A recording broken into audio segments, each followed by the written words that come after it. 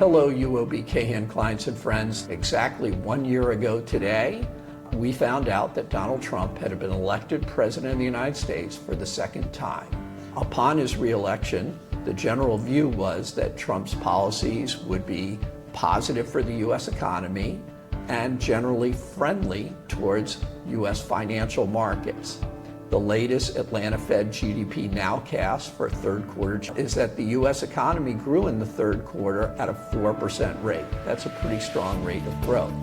So right now we're in the surprising position that I think that the markets are pretty happy if the tariffs just stay there. But basically the tariffs have become an important way the U.S. government is funded. And if the tariffs are reduced, the U.S. would begin running a very large deficit. Bond yields go up, interest rates go up, and as they're sort of acting as a consumption tax that helps fund the U.S. government. Later today in the U.S., and that is that the Supreme Court is going to begin hearing oral arguments that Trump overstepped his powers when he imposed many of his tariffs. And if the questions that they ask indicate there's a good chance that they're going to strike down on those tariffs, I would expect to see some volatility in the fixed income market and maybe some volatility in the equity market as well. I'm going to talk to you about how electricity prices and demand for electricity from data centers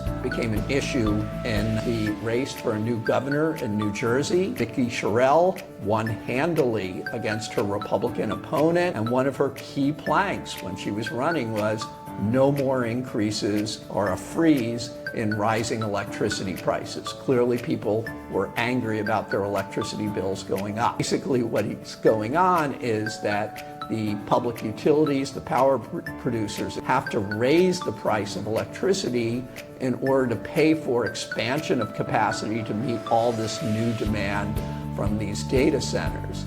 And the view of the voters is, why should I suddenly start having to pay more for electricity in order for a data center that's working for these giant rich companies in the US?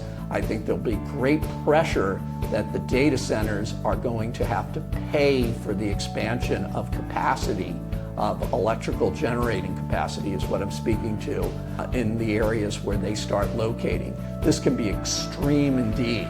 In a rural state like Montana, all the data centers that are currently being planned are eventually built.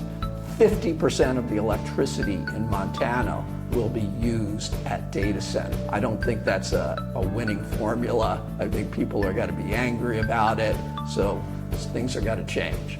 Bye.